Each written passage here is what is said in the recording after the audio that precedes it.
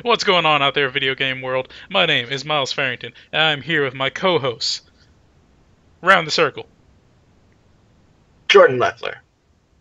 Adam Leonard, all right. There we go. And we are here to bring you MONG Podcast, episode 123, easy as ABC, because I can't name it very easily after the thought of nowhere this week, so I just went with something that makes sense and doesn't make sense at all, according to the topic of our podcast. Yeah, so anyway, what's going on with the site? Let's go ahead and bum rush through this intro part. As per usual, as I say every podcast, we are looking for more people always to help at the not MONG Podcast, at the MONG website, or if you want to write for us, if you want to make video content, or whatever you want to do. We always have an open door for applications and everything, and we would love to see what you can do, and we'd love to help you in any way we can, if you help us. There we go. And so whatever your talent is, if you just want to send an application in to the Middle of Nowhere Gaming website, we will happily read it and see if we have a space for you, and we probably do, because we're awesome people, and we always like to have a bigger family.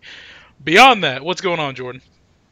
Beyond that, there's not a ton of big stuff going up on the website this week. A lot of news, so definitely check it out for that if you're interested in Pokemon, Grand Kingdom, Nioh, Rocket League, The Witcher 3, all sorts of new stuff coming out about those games. Our new recruit, Tyler Fisher, has been quite prolific this past week, so check out his stories and let us know how he's doing. Yep. Other than that, we've got a new recruit who we've been working on getting into the website. His name's Brett Williams. I'm gonna double check I'm saying that right. Yeah, Brett Williams. He's gonna be working on something for us very shortly, so even more new stuff to expect coming out of the woodwork in the next week or so. Awesome. Well, welcome to the team, Brett. If I don't know if I said that already, but welcome to the team. And same to you, Tyler. Yes. Mm-hmm. Okay. It would be a shame if I just called him something not his name. Beyond that, what has been going on this week with you two in gaming? Adam, let's go ahead and start with you. Basically, I've been playing. I finished Uncharted 4. Okay. I thought it was a really good game. I thought that awesome story. I thought it brought a satisfying end to the main Uncharted franchise, and even leaves it open that there could be a spin-off of some kind. Nice. Cool. Okay, I'll ask you after the podcast because I kind of want to know how it ends, but I don't. Yeah, we'll talk about it out there. Yeah, I realized after last episode how inefficient our spoiler thing is, because like the tapping your head, it's like, for one, they would have to like scribble through the they have to like scrub through the podcast until they saw it, and they might miss it. So it's like, that's not too efficient, and it doesn't work at all for people listening to audio. So they just have to hope to God they don't like fast forward and end up in the spot where we say something important. So go ahead. I was gonna say it's kind of sad because now I'm kind of in a game vacuum where like there's just nothing I really want to play, and so I'm kind of like looking to the future, going like, what's gonna fix that? I did Redbox Doom and I tried to play it for all of like 5 minutes, and I'm like, no, this is not what I want to play. So.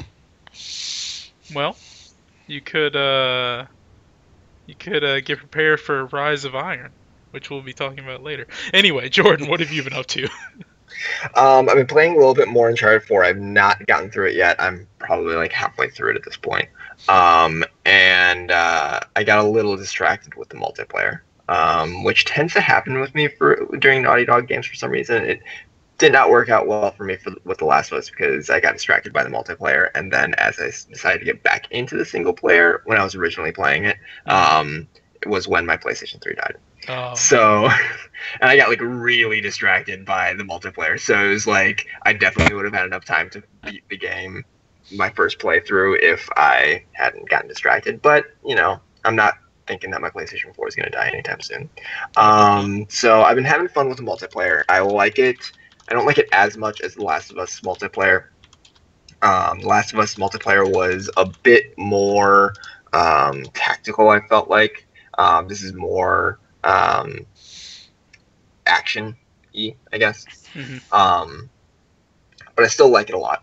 and I like the upgrade system. It's got some nice modifications and stuff that you can tinker around with, and a lot of vanity items, so that's kind of cool.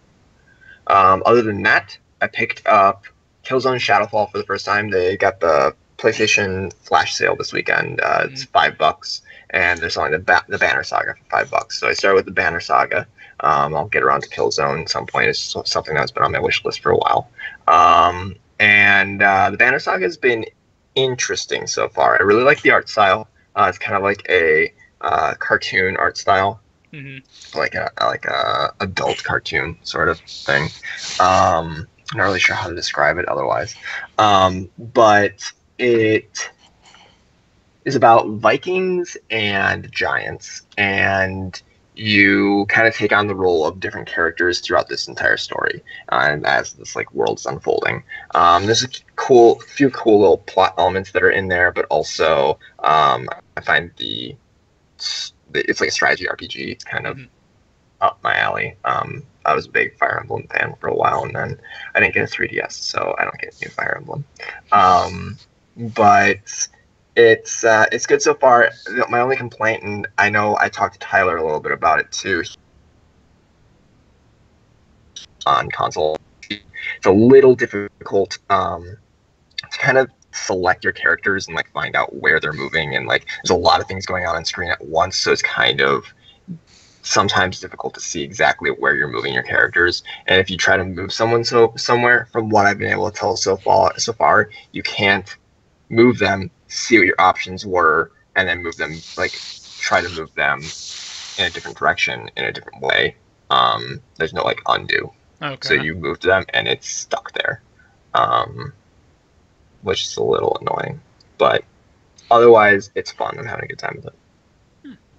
Well, I know I watched a streamer, Lethal Frag, play that for a while, and it looked really interesting. I keep debating on getting it on my phone, but I don't want to play that on my phone.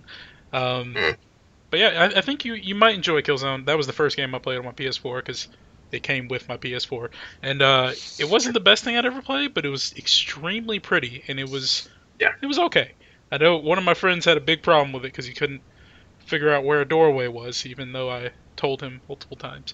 Anyway, I don't have high expectations for it. That's the only thing. Like I'm looking forward to playing it, but I think a lot of people, when it was released, it was like a launch game. It was a first party game. A lot of people were like, "This is going to be a great game," and it just wasn't. So, hoping that I'll enjoy it.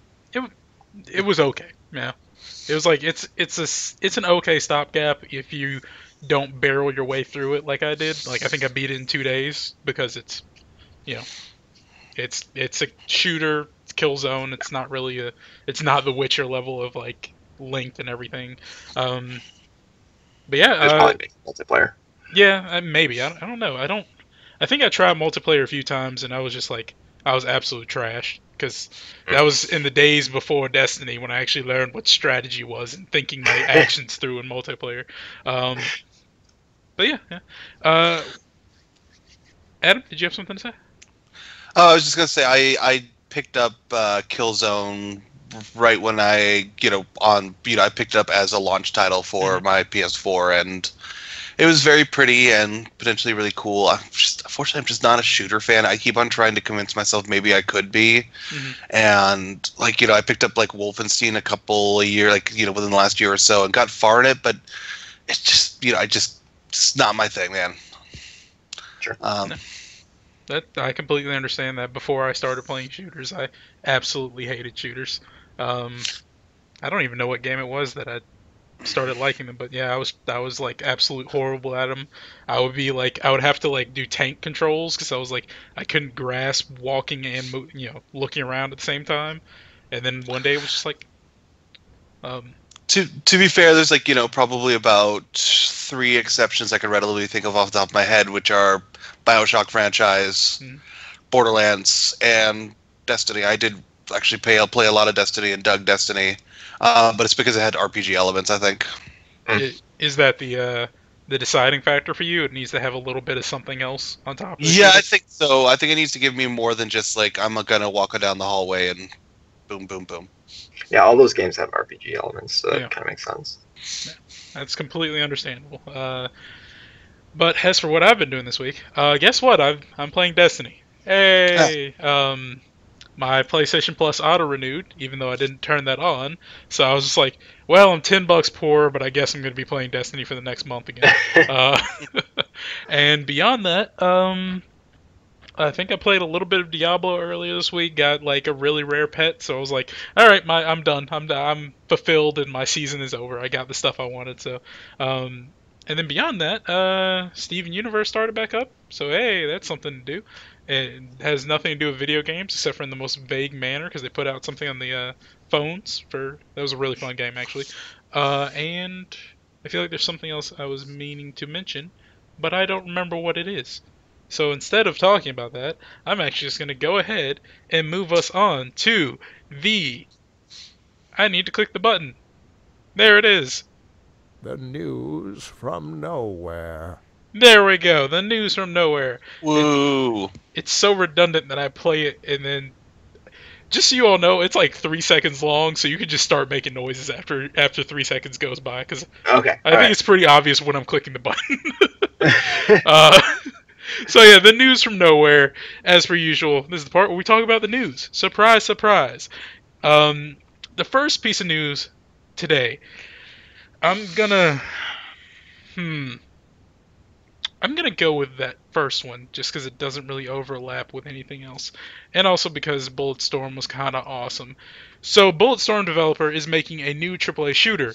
Now, personally, I really hope it is Bulletstorm 2 because Bulletstorm 1 was okay, but I really enjoyed the dialogue and the story was interesting enough, so I would like to see a second one, especially since the first one ended with the biggest cliffhanger of all time, where they're just like, oh, the bad guy's not dead, and spoilers, but it's been a few years, the bad guy's not dead, and he's with your friend, and it sounds like they indoctrinated him or something, they're both going to be coming after you, and it's like, I would like to see how that ends. But People Can Fly, the Polish developer behind the Painkiller series, Bulletstorm, and Gears of War Judgment, is working on a new AAA shooter. I've been a little sick this week, so if I sound nasally, I'm sorry. Speaking to Game Pressure, People Can Fly CEO Sebastian, that name, Wojciechowski. What does that look like? What it sounds like? Does anyone have any idea? Wojciechowski. All right, what's your interpretation, Adam? The Watusi. All right. All three of us have a different name for this. I don't have it in front of me. I'm just making stuff up. So okay. All right. Well, he confirmed that the studio, which was rebranded as Epic Games Poland in 2013, but regained independence in 2015, has been working on a new game since the beginning of 2016. A lot of 20s in there. Sebastian, I'm sorry to be disrespectful, I can't pronounce your last name, also confirmed that the game already has a publisher in place, but that he can't reveal more at this stage. On top of the shooter, People Can Fly is also working on a second, smaller project. Sadly, no detailed information on either project is available just yet, and the shooter won't be revealed until next year. Yeah, so Bulletstorm, as if you don't know, it's like I said, it was okay, and it didn't get the biggest or the most attention, but it was a fun little game where pretty much it was a first person shooter. You had a lot of different kinds of weapons that did a lot of different awful things to people, and you got points for being creative with your kills essentially. So like if you could like shoot people in the butthole and it would make them rocket off into the air. Like their butts would catch fire and they just go shooting into the sky. That was a way to kill people. You had like a little, not a chain link, but it was like a gravity hook thing that you could get people with and pull them in. So I know one thing was like you could pull them in or pull them higher into the sky and then like shoot them in the air, and that would get you extra points. Honestly, at a bit of the way through the game, I was like, I'm just going to do the same thing over and over again. I get less points that way, but I'm just playing this game because I enjoy it. So yeah, I would really like it if one of their projects were, Bulletstorm 2. Like I said, they have a massive cliffhanger at the end of the first one. So yeah, what do you guys think? Do you have any ideas of what it could be? Any opinions? Did you play Bulletstorm? What did you think? I did not play Bulletstorm. I was interested in it, and I never picked it up. It seems like a lot of people really liked it though, and that's the cool thing. I mean, I appreciate it. It kind of sucks that it was a good game, but apparently it didn't sell very well. Mhm. I was just looking up about the game, and it came out in 2011, but apparently the game didn't even make a profit. So it makes me feel like this is not going to be Bulletstorm 2. But it's the same developer. It's someone who I think has people's attention for being the developer who did Bulletstorm, and I think there's somebody who has shown what their style is. It may very well be like a spiritual successor. I don't think it will be called Bulletstorm or Bulletstorm 2, but it'll probably look a lot like it because people liked it. But for whatever reason, it may have just been a bad release. I don't know what it was. I'm not finding out when it released or what it released alongside. But yeah, it just for some reason didn't get major sales results. It'll be called Ammo Flurry. Shrapnel weather system. Oh man. So Adam, did you have a chance to pick up Bulletstorm at any point? No, once again, we said for the words first-person shooter was used at some point in that story. Sorry. That's valid. That's valid. I understand that. In chat, Lord Jesus Crust, I'm finally saying your name right. Now all you need to do to be my best friend is say Brink was cool and deserves to come back. I was really excited for Brink when it got announced, and then I bought it for $60 and was extremely angry that night. The customization was great. The idea that was behind it was great. The AI was absolutely trash. I got shot and was downed, and a medic just ran around me in circles before leaving my body there to rot. So, yeah. I'm sure Brink could be good, but right now it's not good. I'm not going to be your best friend. Not on that topic. But anyway, yeah. Go ahead. I paid $5 for Brink. Just saying. That is still $2.50 too much, in my opinion. That game was not good. I played all the way through the Rebel storyline, and I was just like, this was not worth the money I paid for it.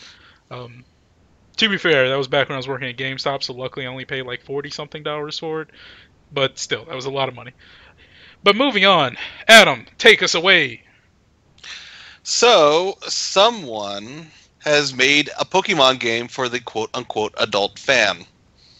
Now, before we go to that place, it's not what it sounds like. Damn it. Swearing, abandonment, strategic difficulty, not necessarily things associated with the Pokemon games. And yet there's a Pokemon Apex, a fan game aiming to keep the core Poke template intact, but make everything that surrounds it a little more mature. As Kotaku points out, that doesn't mean we're getting into Rule 34 territory. Nathan Gunzenhauser's project is about a child of divorce who escapes into video games before making that escape a little too literal and landing smack bang into the world of demons that just happen to be named Pokemon.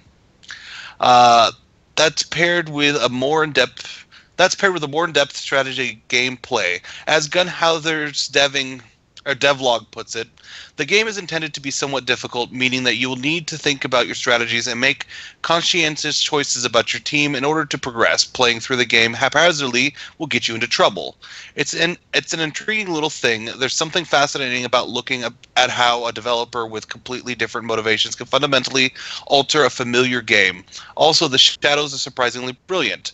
It's worth remembering that Nintendo can be quite protective of its IP. Only last month, a lovely 3D tribute to the original Legend of Zelda was shut down. So if you do want to give Apex a try, it's probably worth downloading the alpha version sooner rather than later. I just think that's kind of cool. I mean, yeah, it's probably unfortunately going to get torn down, and it's probably not going to go anywhere. But the idea of trying to take the basics of Pokemon and try to put it into a more, kind of a more adult, real world context is kind of cool. I actually do not think that's going to happen because there have been Pokemon hacks for years. Like just people making their own Pokemon game with their own Pokemon. Or, for example, one that I legitimately could not finish because you played as Team Rocket, and one of the first missions was to steal a little girl's Rattata. And I was like, I can't do that. I can't do that. That's like, I don't like children, but I I don't want to see them get hurt, and I can't steal something from a child. So that like I've had to put that down immediately. But yeah, like Pokemon hacks have been a big thing for a long time. Just and honestly, like I could see why Nintendo would stop them, but they haven't because there's a few hacks that have been going for a very long time. So I think this sounds really cool. I'm actually going to keep this story open so I can download that after the podcast. Yeah. It sounds a little like Ni no Kuni-ish, because Ni no Kuni has a certain amount of Pokemon elements to it, but is definitely delving into some more kind of darker territory. Yeah. I think that it's definitely something we've talked about on the show before, and it's something that other people have talked about as well. It's not big news, but there's a lot more mature elements going on underneath the surface of Pokemon, the whole universe in general, the established one. And this is kind of taking that and making it more at the forefront, and kind of, I think, bringing attention to it. I do think it's going to get shut down, just because Nintendo, and they're pretty protective of their stuff, especially since this is getting press. It's going to gain popularity if more people download it. They're not going to want it to disseminate any further. So I don't think it's going to go very far. Well, unfortunately, we shall see. We shall see. Especially if they have a new Pokemon game coming out soon. I don't think they want people getting distracted. That's the thing. Like, I feel like, I don't know. Like, I guess you could have a point with this getting media attention, but most of the other hacks, I guess, like, just it's such a niche community that actually plays them. Because, like, I remember I showed one to one of my friends. He's like, "What is this? Is this a new version I didn't hear about?" I'm like, "No, of course it's not. These sprites look awful, but this is just like this is a different version." He's like, "This is crap. I don't want to play this." I'm like, "Okay, if that's your opinion." I'm certain that they're keeping an eye on those hacks and this as well. And they just don't want. I mean, it's kind of like a risk reward thing. I doubt that they're going to just shut down every little thing if there's not enough of a demand for it. Like, there aren't enough people downloading it. But if this starts to become a bigger thing, starts to snowball, it could be a threat to their sales, and they're not going to allow that to happen. Very, very true. Lord Jesus Crust says Pokemon MMO is still online, and that's pretty popular and would definitely be on Nintendo's radar. I have not looked Poke MMO. I don't know if I said Pokemon MMO. Yeah, I've not heard looked about into that. I've heard about it. Yeah. I've not heard about, maybe I feel like I might have watched like beta videos for that when it was just like you couldn't catch anything, you just had like one Pokemon. And it looked really pretty if it's what I'm thinking about. So who knows? We'll have to wait and see. I hope it doesn't. I never completely understood the point of like shutting down stuff like this, because I don't know, to me it's like it seems like it would be a good way to either find talent or just like, I don't know. If I made a product, I would want people tributing it, because that means that people are really loving it, and that just also brings attention back to your product. But competition. I mean, you can also find the talent and then shut it down. This is true.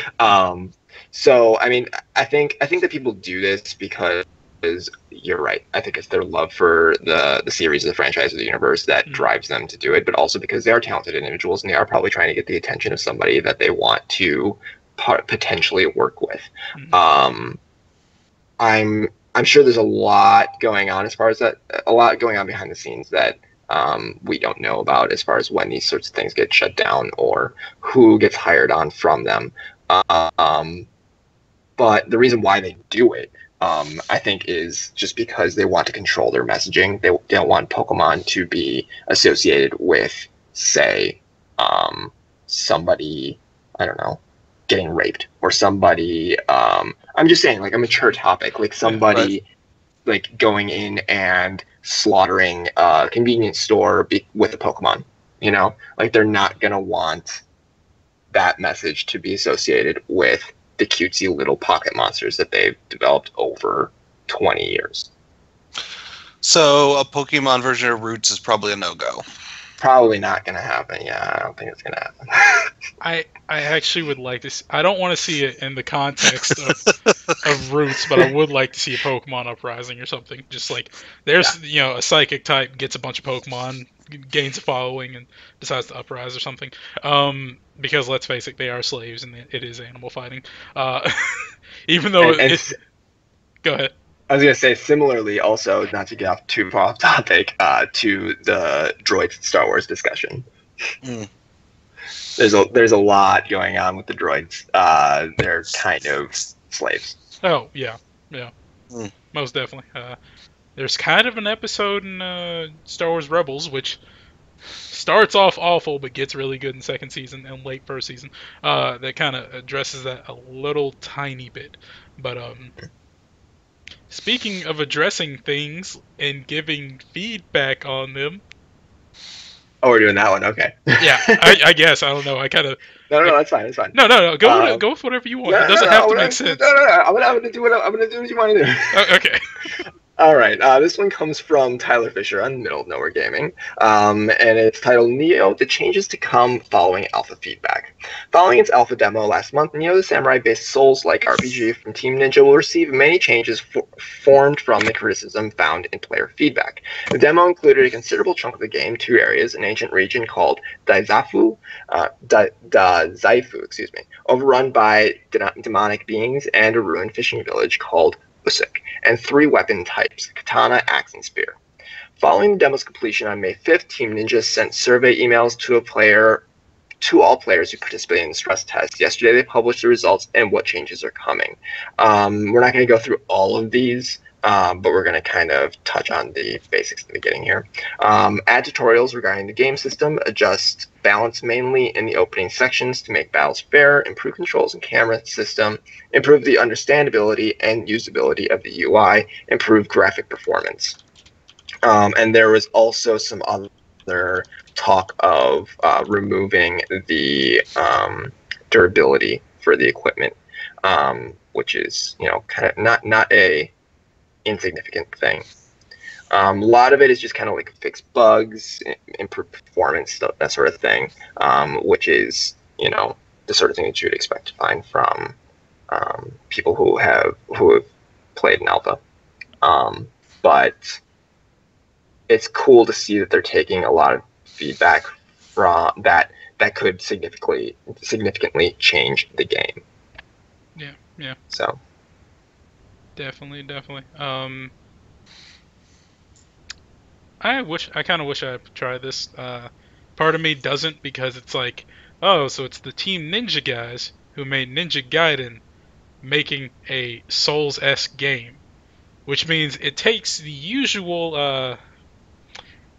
The term I usually use for this level of difficulty is not something I want to say on podcast. All right. I'll just put it like this. It takes the usual, like, butthole shattering difficulty and makes it worse, which I don't want to try and imagine. It looks cool, though. I kind of wish. And also, I like that they're making all these changes. It's really... I always find it to be a really positive thing when you see developers who are like, we're actually listening to you. We're not sending this survey just so it can get deleted. We actually want to hear what you have to say. But yeah, some of this seems really, like, good. A tutorial, of course. I don't know why that wasn't already in the game, but right. I guess they were really trying to go ham on the Souls. So yeah. And there's other things like let's see here. Defense parameters for enemies. They're like armor stagger. Let's see. Adjust the rate at which enemy parameters increase during co-op play. These are things that may have just. I didn't play it, but they may have been just way too extreme. But at the same time, they are taking account of it and saying, "All right, yeah, we'll make a change." It could be to the detriment of the game too. So that's another interesting element. It's like how much feedback is too much that you accept from a player base. True. In that vein, I know one thing I heard or read a while ago that just kind of stuck with me, because it was like it shows that these developers actually are thinking. They're not just like I do like when developers listen to feedback, but I also like when they understand that it's something that doesn't work or isn't going to work. Like I was reading a quote from the head director of the Pokemon series, and he was like, "What we do sometimes at the beginning of our meetings in the mornings is we put up all the ideas we've gotten from from players of our games, and and then we laugh at them because some of them are just like stupid." He's like, Yeah. "We often get requests to make a new region in a new game, but only have Generation 1 Pokemon, and that doesn't work. It will never work, and we're not going to do that." It's like, good. I'm glad you're not going to pay attention to that, because personally, one of the things I like the most about new Pokemon coming out is seeing new Pokemon. Yep. So yeah, developers with smarts. That's a good thing. Adam, did you have a chance to play the beta or anything? Or I did. okay, tell us about it. Yeah, I did probably spend about an hour about it. It's like Ninja Gaiden and very much wanting to make a Ninja Gaiden game that was also a Dark Souls game. It is very, very much inspired by Dark Souls, and it has potential. It was cool. Like, it had some really cool ideas behind it. I definitely feel like it was perhaps way too vague in the beginning. Like, I think it would benefit from more of a tutorial. I mean, it felt like Dark Souls probably had more of a tutorial than this. You at least Dark Souls at least give you the basics of what you were doing. But I accept the fact that it was an alpha. I hope it gets better, because it, like I said, it had the look. It had its moments, and it looks like it could be cool. Good. It was really, really hard. I'll say that. Okay. Well, I mean, would you say it was like Dark Souls hard, or like is there like another level? I would say. I mean, I would definitely say it's on the same level as Dark Souls, except you're trying to learn a new, basically a new game. So it feels a little bit harder because you're in unfamiliar territory. Sure. All right. Well, that's good. Hopefully this game comes out to positive reviews, because I feel like Team Ninja hasn't really done anything that anyone wants to admit to playing as of recently, if you know what I mean. Yeah. So, moving on from Ninja to, because Ninja's another thing, because there's no S at the end, to something I titled as Foam at the Mouth in the dock, because it's my addiction and they're giving me more of it. I don't know if you all know what I'm talking about yet, but you probably should. There was a leaked poster which everyone thought was absolutely not real in terms of Destiny's next expansion, which slowly / quickly over the course of the day became, oh, that guy reported on it? That guy said it was real? It's probably real then. And I really hope it is, because it looks awesome. So pretty much, the leaked post revealed Rise of Iron, which is, I'll explain it, but let's read the story. Destiny's next expansion is called Rise of Iron, according to leaked marketing materials that popped up on Reddit last night, and I believe this was on Friday, so that would have been Thursday night. And this story was reported by on Kotaku, or the version I'm reading is on Kotaku. It was reported by Jason Schreier. Jason Schreier. I'm sorry I can't say your name, sir. But it was reported by him, which is why everyone was like, oh, that might actually be real, because he's the one that spoils all the Destiny stuff, and he's been right 100% of the time. So it's people, suspect that he has some deep connections in Bungie, and someone's just like, yeah, it was real. Go ahead and tell him. It's already out there. So yeah, the expansion, which is expected in September, should be officially revealed at E3. Two sources familiar with Bungie confirmed the authenticity of this poster to Kotaku last night. The Rise of Iron expansion will feature a new raid and will be larger than the 2 Year 1 DLC packs, according to the source. Of course, as the Taken King showed us, the amount of and scale of content in Destiny expansion can vary wildly, and it may not be fair to compare this to previous DLC. It's not clear how this expansion is related to Destiny's regular Iron Banner PvP event. I'll explain what that means in a moment. But that appears to be Iron Banner Maestro, Lord Saladin, brandishing an axe. It's not a hammer. Anyone who thinks it's a hammer is stupid, because they can't see it's an axe. The new raid will center around Fallen with a twist, said a person familiar with goings-on at Bungie. Development on that raid started last summer, according to the source. At one point, Bungie had planned to launch in April, but it was delayed when their plans shifted to the beginning of 2016. There was a correction posted on the 20th, which was Friday, later in the day, I guess. I originally reported that the new raid is based on the one that was cut from House of Wolves, but this morning a source reached out to say that that was incorrect, and that development on the new raid had actually started from scratch last summer. I apologize for the error. Blah, blah, blah, blah, blah, blah, blah, blah, blah. Okay, nothing else that's really important. Anyway, the poster features Lord Saladin. He's a Titan, if you have played Destiny, so he's got, if you play Destiny, you might know what he looks like. He's got gold and white armor, he's got wolves on it, and there's a tree on his face, which is actually a lot more awesome than it sounds. And he's got a badass cloak, and he's got a flaming axe that's really big. It's like a war axe, and he's standing in front of the wall in Russia, and it's busted down and open. And there are 3 wolves around him, which is like, oh, I don't know what's happening here, but it looks really cool. So yeah, I'm really excited about this because more stuff to put in my veins, essentially.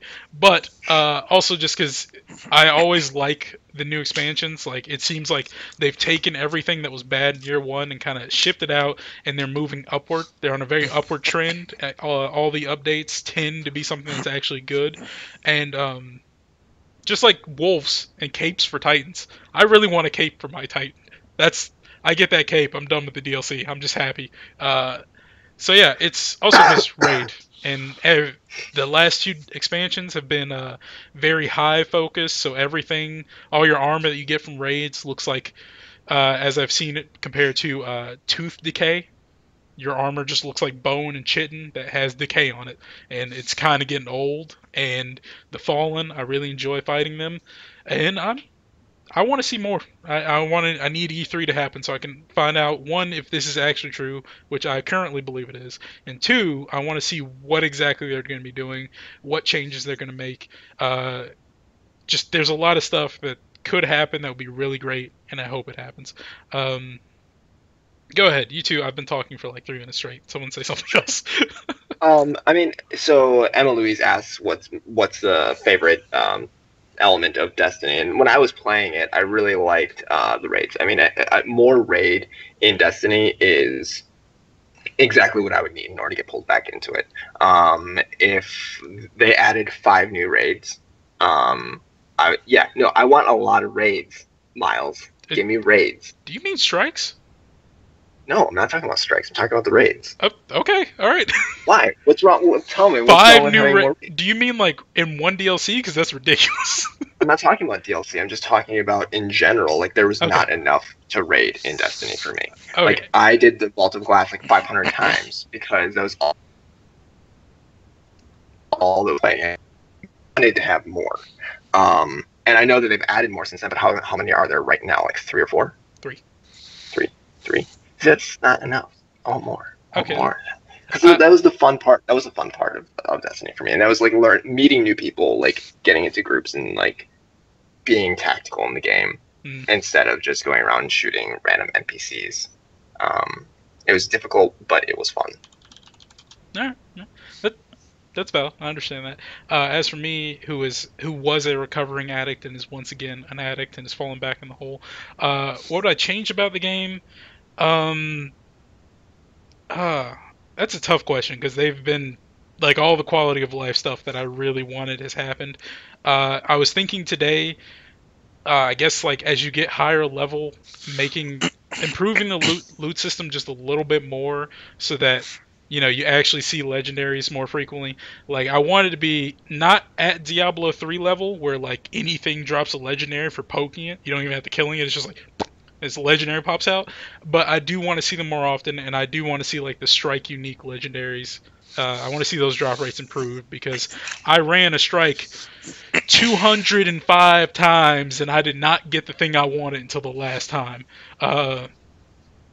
And beyond that, what's my favorite feature? Currently, the game just feels good to me. Like, just be it jumping, shooting, whatever I'm doing, it just feels right, and that's what draws me back into it consistently. And I'm really happy with the change they made to Infusion, where it's a 1-to-1 now instead of that ladder you have to climb, especially since I've seen most of my gears dropping at like 238, even though I'm 327, so it's kind of like, I don't want to waste my 327 gear getting myself up to 320. That'd be really annoying. So yeah, that's my opinion on it. Also, I've been trying to type this for the last 5 minutes. Emma, I'm gonna try and get us like a minute so we can quick fire answer that first question you had, because it's an okay question for someone who just joined. At the end or after the topic of the show. So hold on to that thought. I'm gonna copy paste that right now. But yeah, Adam, you got any opinions? All your ranting and raving makes me think that eventually someday I need to pick this up and give it another shot and see how it's grown. You should. It has changed in the better for so much. That was not at all grammatically correct of a sentence, but it is so much better than it used to be. So yeah, I'm hype. I'm hype, and I'm gonna be screaming during E3 when, Deej or whoever they have do it takes the stage, and they're like, "We're gonna show you the next character class." Because I watch King Gothalion a lot, and he doesn't have an inside source. He knows what we know, but he thinks they're really gonna add either a new class or something. And if they do, that gives me something else to do, and I'll be so happy. No idea what it could be, because they've pretty solidly made the whole 3-class thing go. It's like there's Titans, there's Warlocks, there's Hunters. That's it. That's it. But if there is something else, a 4th class that just comes out of the stars, and they're just like, "Yeah, we're fallen, and we brought a 4th class with us. How you like that?" I'll be like, "Oh, you got me again, Bungie." All right, so let me ask a question. Let's say that I decide to jump down this rabbit hole, and I say, I'm going to go pick up Destiny because I want to play with my buddy Miles, because he's always talking about it. How big of a proposition am I in for to I can catch up to where you're at?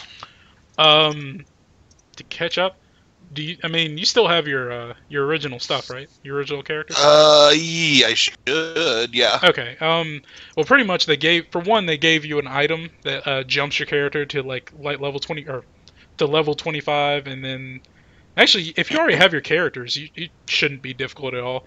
In terms of getting from 200s to the 300s, it's really quick now, because the gear, blues drop it. I got a blue that was 320 light, and the max is 335 right now, earlier today. And they just improved the drop system, pretty much.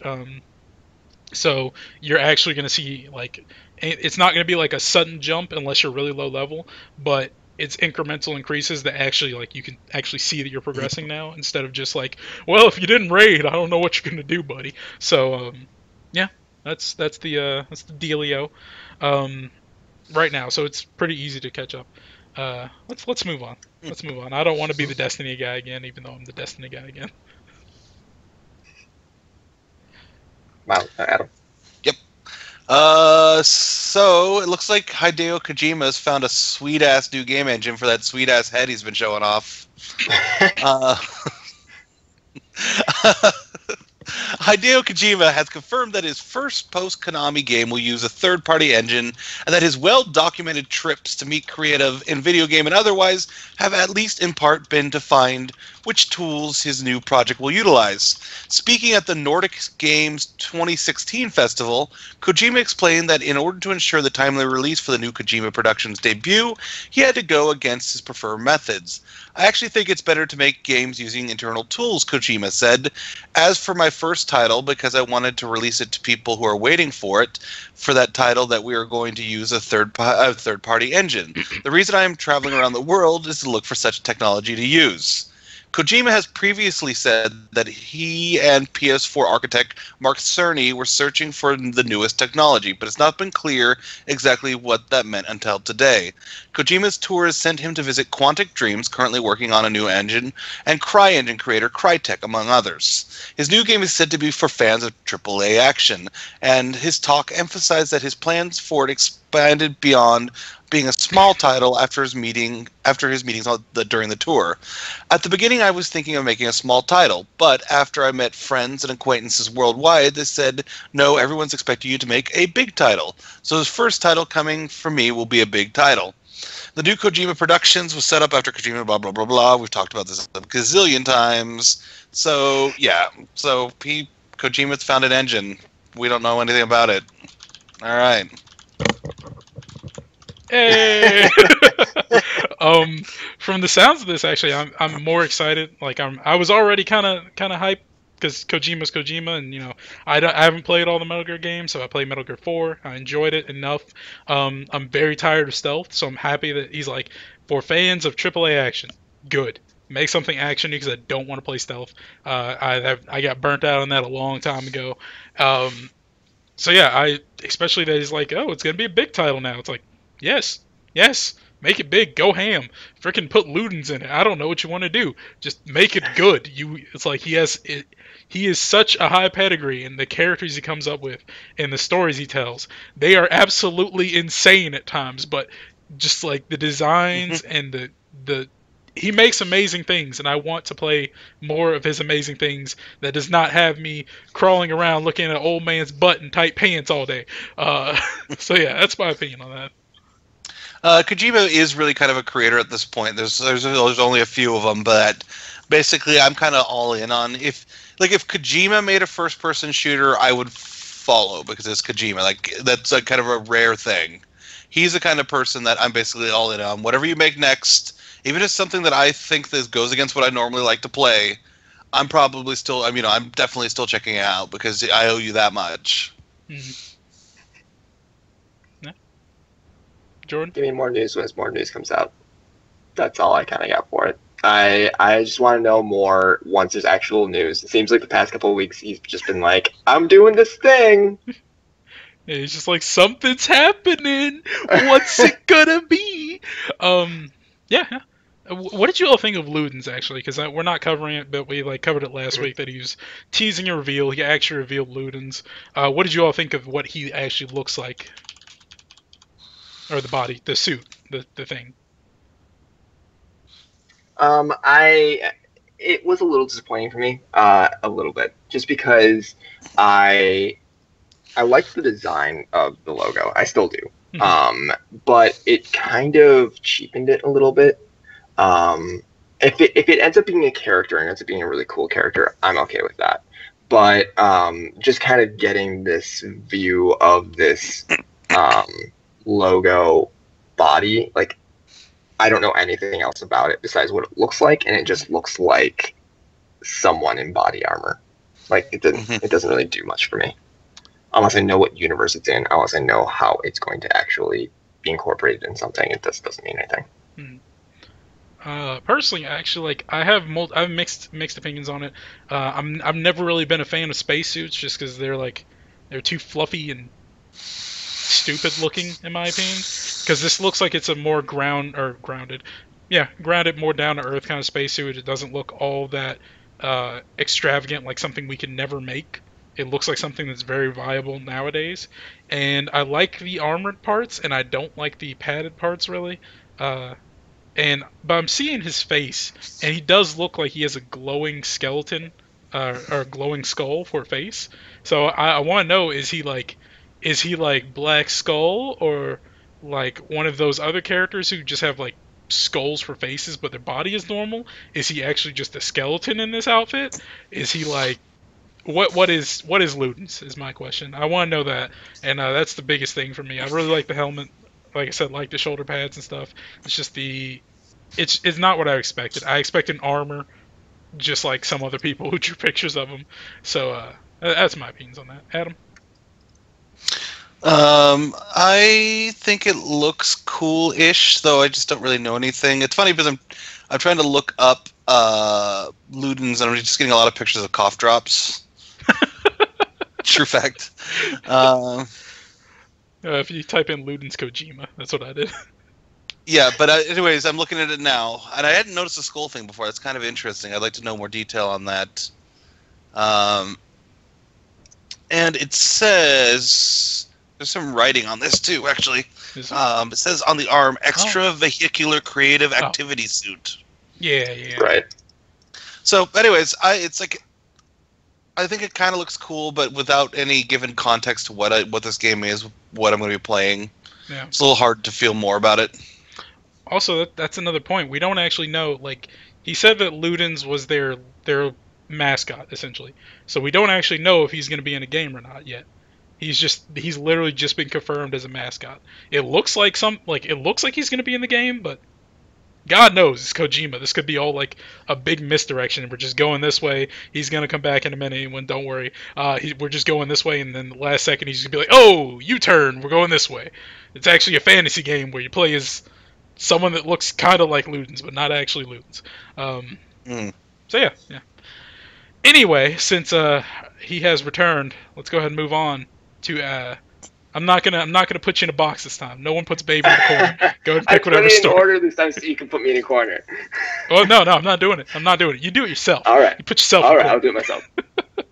Uncharted 4's accessibility options are inspired by input of disabled gamers, or specifically one gamer. This news comes from Matt Peggett on GameSpot. Uncharted 4 Thief's End included accessibility options that were not available in the series' previous games. Their inclusion in the latest game was in part thanks to Josh Straub, a disabled gamer who contacted developer Naughty Dog about accessibility in video games. Straub got in touch with the UI designer, Alexandria Nioh, whom he told about his love for the Uncharted series and his inability to complete Uncharted 2 because of several doors you have to button mash to get through near the end. I was faced with the reality that I had played this entire game, I had spent $60 on it, and I could not get any further without the help of an able-bodied person, Straub said in the video embedded above. It's in the GameSpot article if you guys are interested. Nioh brought Straub's story to directors Neil Druckmann and Bruce Straley. She also talked to lead game designer Amelia Schatz, whom she discussed The Last of Us accessibility options with and how to expand them for a much wider audience. One of Uncharted 4's solutions was to allow the player to toggle the ability to hold the button instead of mashing it when those prompts appear in game. The same thing works for Melee, where if you hold the correct button, you'll continue to punch. Another challenge Naughty Dog overcame was trying to make the game playable without relying so much on the right stick. There's an option where when you're in cover or combat, the camera can help players out and focus on nearby enemies. Additionally, a lock-on feature was added to help with aiming weapons. Growing up, my options for entertainment were limited. What developers need to realize is that these games do more than just entertain the disabled. Straub said, first of all, they provide an escape from sort of the doldrums of being disabled, and second of all, they provide a social space where, instead of being judged by physical appearance, we're purely judged by the actions that we do and the things that we produce in the game. When I turn on a game like Uncharted, I'm not, confined to a wheelchair. I'm a swashbuckler, ne'er-do-well, treasure hunter like Nathan Drake. That brief period of escape is why accessibility is so crucial, because the more games that offer that, the more people with disabilities will be able to escape and have better lives. Nioh said that after hearing Straub's story, she realized that accessibility in video games is important and wanted to make sure everyone could experience Uncharted 4. So, this brings up a few questions. Number one, this is something that I've been interested in a long time. It's kind of interesting to me how developers kind of ride the line between putting a handicap in their game that anyone can use, or that makes it easier for people to, say, get achievements or get through a game or something like that. And also for people who need the handicap, who actually are handicapped and need some sort of assistance. There's a lot of really kind of cool handicaps that people have developed into their games for very specific people, colorblind people, or people who have one arm. Like, if you have one hand, how do you play a game on a controller? Like, it's really difficult. Mm-hmm. So, I don't know. What do you guys think? Do you think that if developers start doing more of this, that is going to, there are going to be people who take advantage of it for achievements? Or should they disable achievements? But that would be kind of unfortunate for people disabled. Yeah. Like, it's weird.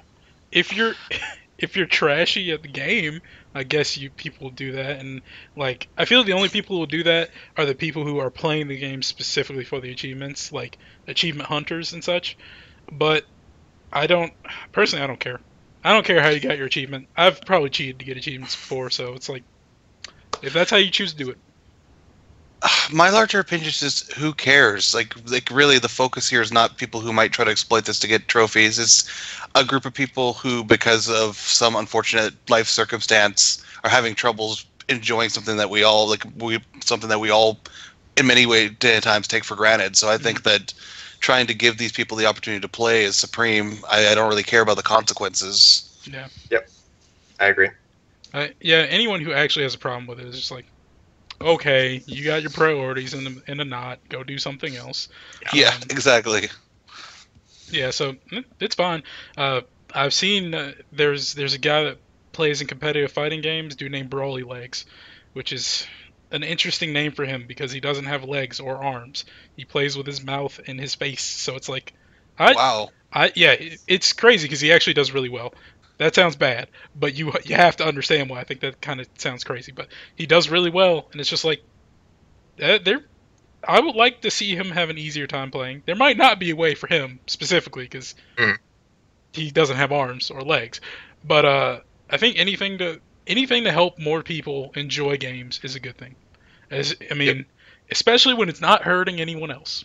Like the people who complain about there being easier modes for like Ninja Gaiden or Dark Souls or whatever, like who are like, oh, it's easy, so it's not. Nah. It's like, why do you care? Play your game. Shut up. Like you haven't met the level of achievement that everyone else has because you needed to move it down a notch or something like that. Like Exactly. I think that certain things like say beating Dark Souls or a very difficult game has its own merits. But at the same time, should it be at the sacrifice of people's enjoyment? That's the weird little line I think that a lot of developers ride. So it's a thing. Yeah. Good on Naughty Dog for this though. That's really nice. yeah, absolutely. Yeah, I mean, I think that's the coolest part of the story is just that they did come up with a way of catering to their audience. Yeah.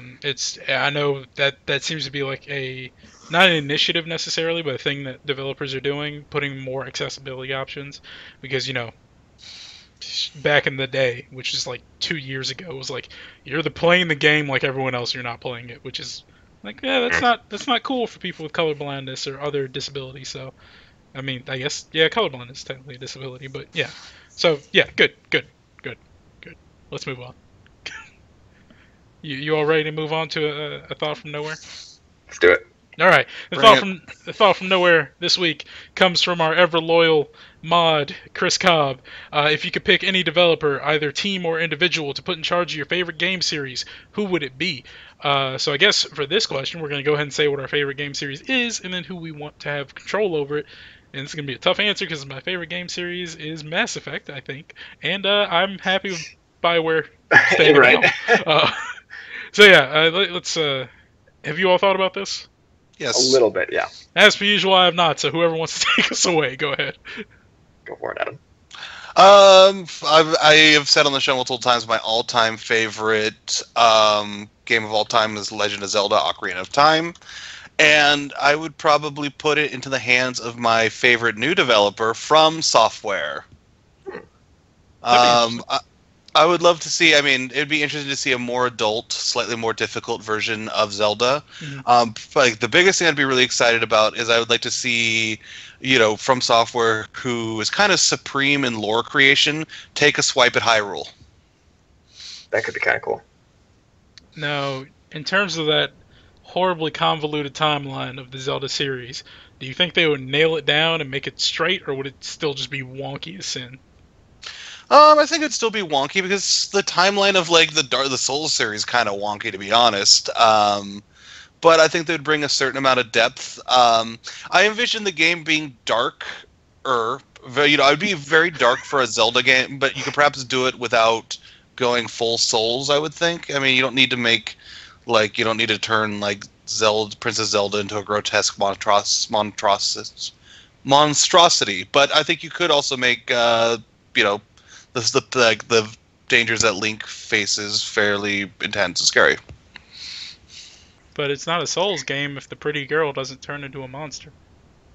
or end up being an illusion. It doesn't have to be a Souls game, though. That's the thing. Like I think From Software has developed these games that are very dark, but at the same time, I think they may just go with something that's not as dark for their next game, which apparently is not going to be a Souls game. Yeah, I don't necessarily know if I need it to be a... Okay, sorry, you go. No, I mean, just that. Like, if they did... They're not going to do a Zelda game. But...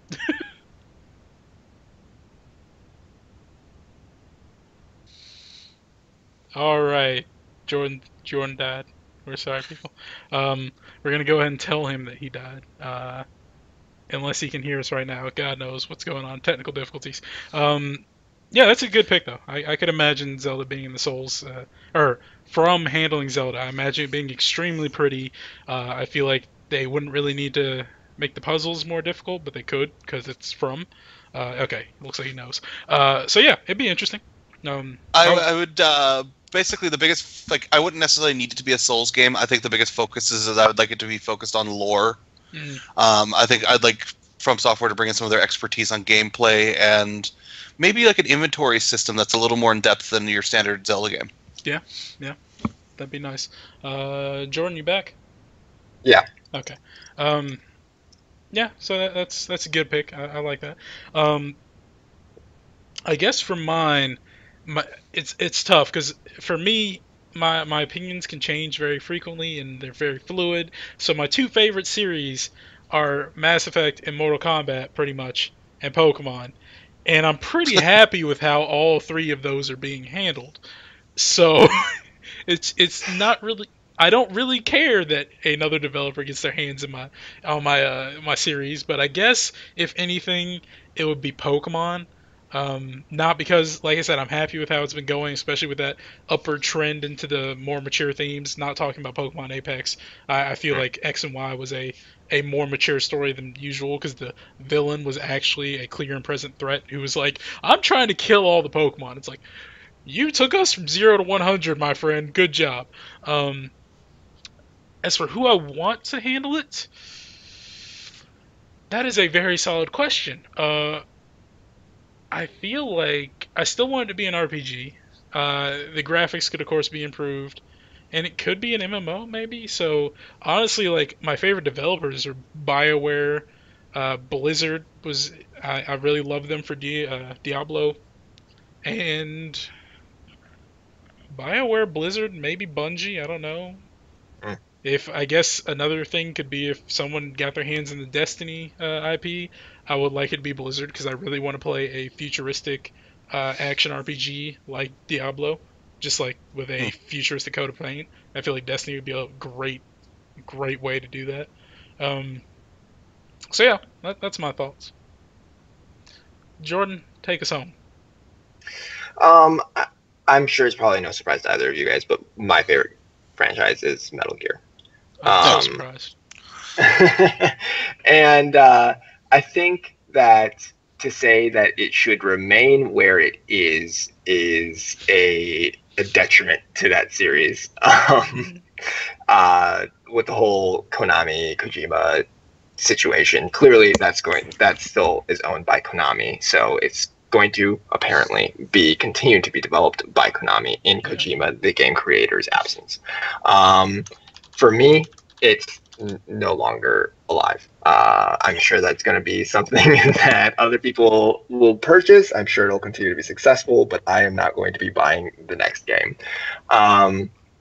However, if, say, another developer picked it up, I would be more interested in it, especially if it were, say, Kojima Productions, under Hideo Kojima's own new banner. But also if personally, Kojima should be involved in it one way or another. That's not going to happen under Konami, but if it happened under another developer, I would be really interested in seeing their take on it.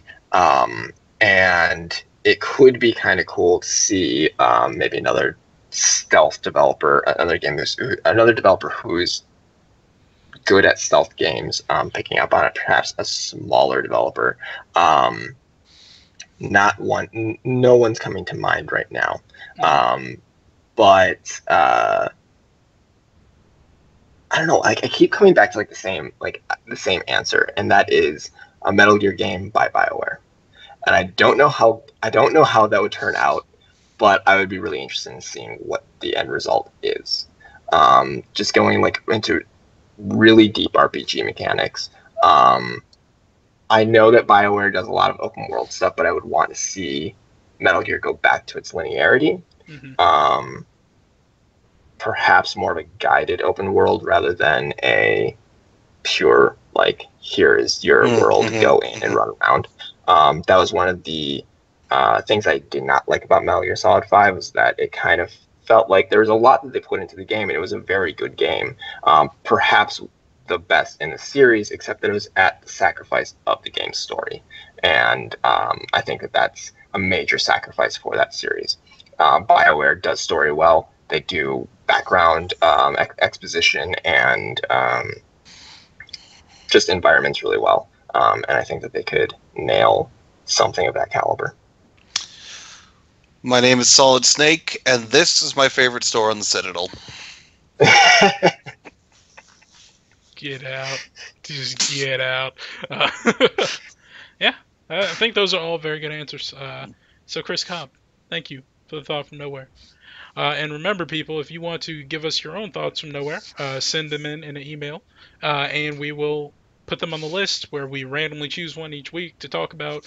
If it's topical, we'll try and pick it up. Like if it's what's your biggest expectation from E3, we'll try and get to that one before E3. Otherwise, it's kind of like, haha, we already know what's happening. We're time travelers in the future. So yeah, thank you all for joining us. And actually, I guess we can go ahead and answer this on the podcast, since I said we tried to at the end. Yeah, let's do it. Emma Louise 75 put in a question, which is up here. Where is it? There it is. I'm new here, and this is a gaming chat show. So, what games do you all play? And your favorite game, what would you change or add to it? Since I already answered, I'll go ahead and handle this. I'll take us away, boys. Diablo 3 and Destiny are pretty much the only games I play. I put in Binding of Isaac every now and then.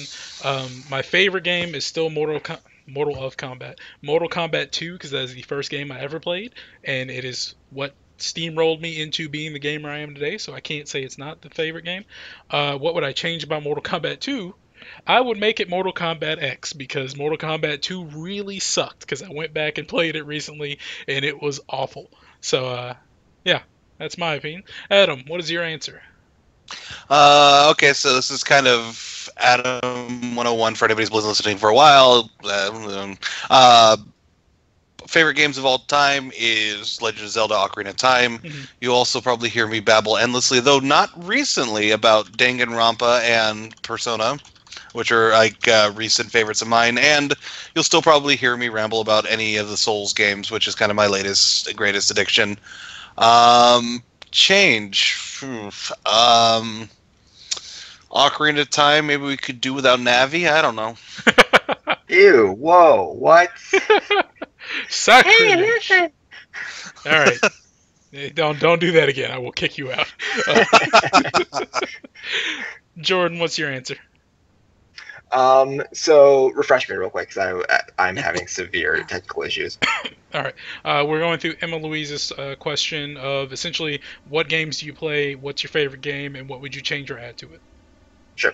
Games I like to play are generally RPGs, tactical RPGs, strategy games, stealth games. I'm kind of like, I'll dabble in a lot of stuff, and I've actually been doing more and more horror games, even though I hate them.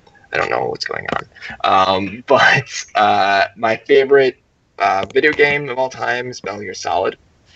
What would I improve of that game? Update it, remake it exactly the same as it was. I want to see it beautiful and in a, I'm not going to say the Fox engine because that's Konami. So a different engine that's more updated. Nice. Because the game's perfect otherwise. Game may still be perfect. All right. There you go. That is your answer, Emma Louise. And now it is time for not our favorite part of the podcast, but it has some kind of bittersweetness, because we get to go eat, sleep, do whatever we're going to do after the podcast. Live our lives. There you go. So the closing segment, as per usual, our schedule is to record. I don't know why I haven't changed this in the doc yet. We record on Sundays at 3:30 my time. My time is the one that matters because I have to edit it. I'm kidding. So 3:30 Eastern Standard Time, I guess. So translate that to whatever it is for you, because I don't know how to do those translations. We record on, like I said, Sundays. We release it about an hour. Usually it'll hit YouTube. And you can email us your thoughts from nowhere or questions or whatever you have to say or want to know at contact.mong@gmail.com. You can find our Mong Twitter account, which is pretty much where you'll see when we post up. If you follow us there, you'll see when we're going live with the podcast or live with one of the other shows that's streamed. As well as any stories that go up on the website. It'll, give you a little notification there. It's like, hey, we put up a new stuff. Go read it. Go put in your eyeballs. And that is at mong.com. Dot is spelled out. You can find us on YouTube at Mong Network, which is where we put up the podcast, Friendly Neighborhood Fanboys, and our other channel, which is Middle of Nowhere Gaming Plays, which is where we put up our Let's Plays and PlayStation plus you and me. Can someone type the email address into the chat for me, please? On top of that, our Twitch channel is where you should be when we're live, and so you can talk to us and all that. And that is Mong Plays. So yeah, really easy. Just put in Mong Plays at Twitch, and there you go. That's us. You can find us on Facebook, Tumblr, and Instagram. Just look up Middle of Nowhere Gaming Plays. You'll find us eventually, or Mong, whichever comes first. And last but not least, which is not actually last or least, check out our website, which is, of course, middleofnowheregaming.com. That's where all of our editorial news, reviews, and everything else goes up. You'll see a post there for when our YouTube videos go up and everything else. If you want to be awesome and help us keep the lights on, because as some people don't know, keeping up a website is not free. You can go find us on Patreon, Middle of Nowhere Gaming. We appreciate any help you can give us, and if you can't help us monetarily, we appreciate you just taking in our content and all the support you give us just by hanging around and all that, talking to us in chat or commenting on YouTube or stories or whatever. Just, we appreciate you, fans. We love you. And beyond that, if you're trying to find us on Twitter, us being the actual cast of the Mong Podcast, because there's no one else here in terms of people who write for Mong. You can find me at Furious Milk right there. If you go look at the video, it has our name, our Twitter handles in our little corners. So if you can't figure out how to spell something or didn't hear anything right, there you go. So I'm Furious Milk. Adam is Fanboy_Adam. And Jordan is JL_Floor. There you go. His is the most difficult to spell out, so if you have to go check the video for something, it's probably his. So anyway, beyond that, that's it. That's it. We're done, boys. That's the end of the podcast, people. We appreciate everyone who came in to hang out with us in chat. And I believe I'm gonna copy paste this right quick. And beyond that, we're done. There you go. Oh, it's in the fact. Good. I don't have to copy paste anything. All right. You all have wonderful evenings, wonderful days. Whenever you're listening to this, have a great week. All that good stuff. Goodbye. Woo! Can't see me waving, but I'm doing it. He's waving. Mong. Our usual hello, goodbye. Sorry, your boy Joy. Later, folks.